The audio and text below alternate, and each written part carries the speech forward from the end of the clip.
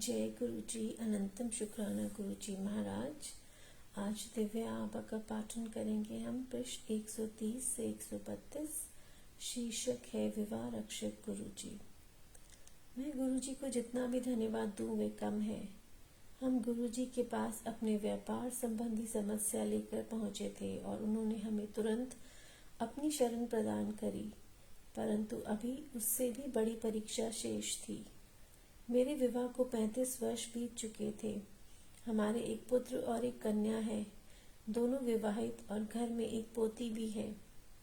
कहते हैं किसी को भी जीवन में सब सुख प्राप्त नहीं होते। मेरे पति की आदतों में बहुत सुधार संभव था। वह जीवन को आनंद पूर्वक जीना चाहकर भी परिवार की किसी उत्तरदायित्व को लेने को तैयार नहीं थे, और जब वे मद्यपान करते थे मुझे भय लगता था। वे आक्रामक और अत्याचारी हो जाते थे। गुरु जी की दया से मेरे बच्चे सदा मेरे आधार रहे हैं। मैं गुरु जी के पास आकर उनसे अपनी पुत्री के लिए संतान की कामना करती थी, अपितु गुरु जी पहले मेरे परिवार का वातावरण स्वच्छ करना चाह रहे थे।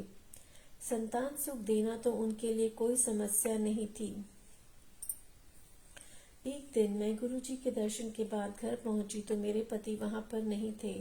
मुझे कोई चिंता नहीं हुई क्योंकि वह गोल्फ खेलते हैं और सप्ताह में 4 दिन देर से आते थे।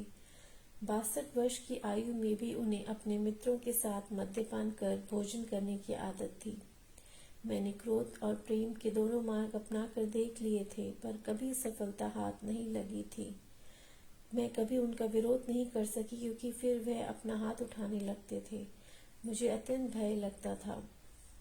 अक्सर रात को उनके घर में प्रवेश करते समय किसी भी हंगामे की आशंका से मैं सोने का बहाना करती थी। उस रात मैंने अपने सिरहाने की बत्ती बंद करी ही होगी कि मुझे गुरुजी की आवाज का आभास हुआ, जैसे उन्होंने कहा कि मालूम करो तुम्हारे पति कहाँ हैं। मैंने बत्ती पुनः जलाकर उनसे अपने मोबाइल पर संपर्क स्थापित करने का प्रयास किया। गुरुजी की दया से उनका मोबाइल काम कर रहा था और मैंने उनको एक स्त्री से बात करते हुए सुना। मेरे पति एक और स्त्री के साथ थे। ऐसा लगा कि वह उनकी प्रेमिका थी। मैं स्तब्ध रह गई। मुझे पता था कि जब वे युवा थे वे लड़कियों के साथ घूमा करते थे। जब भी मैंने आशंका जताई थी उन्होंने कहा कि एड्स के कारण वे ऐसा करने की सोच भी नहीं सकते। चूंकि मेरे पति अपने स्वास्थ्य का विशेष ध्यान रखते थे और इतने आत्मविश्वास के साथ बोलते थे कि मुझे उन पर कभी शंका नहीं हुई। अतः इस प्रेम संबंध से मुझे बहुत आघात पहुंचा। मैंने अपनी बुद्धि पर नियंत्रण रखते हुए अपनी पुत्र वधू को भी फोन पर हो रही बात सुनवाई। मुझे पता था कि इसमें प्रमाण की आवश्यकता होगी, अन्यथा वे मुझ पर अत्याचार करेंगे। मेरा बेटा उस समय दिल्ली से बाहर था। गुरु जी, मैं क्षमा प्रार्थी हूँ कि उस दिन उनके वापस आने पर मैंने उनको मारा और घर से निकाल दिया। वे नशे में इतने धुत थे कि उन्हें पता ही नहीं लगा कि क्या हो रहा है। उन्हें 10 दिन तक घर से बाहर रखा गया। बीच बीच में वे आकर क्षमा मांगते रहे। उनमें अभूतपूर्व अहंकार रहा है और कभी शर्मिंदगी प्रकट नहीं करते थे। इस घटना के 2 माह उपरांत उनमें बहुत परिवर्तन दिखाई दिया। मुझे 35 वर्ष तक कष्ट देने के बाद वे भले मानुस हो गए। आज वह मुझसे, अपने बच्चों और पोत्री से अति प्रेम करते हैं। यदि आजकल वे कभी नशा करते भी हैं तो बहुत रोकर क्षमा याचना करते हुए कहते हैं कि वे अच्छे इंसान हैं और उन्होंने मुझे बहुत कष्ट दिए हैं।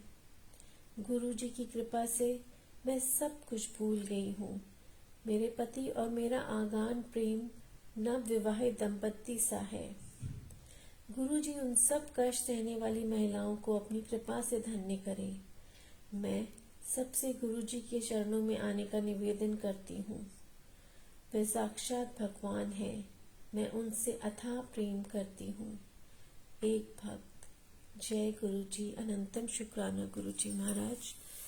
आज का पाठन हम यहीं समाप्त करते हैं। शुक्राना संगत जी जुड़ने के लिए। जय गुरु जी।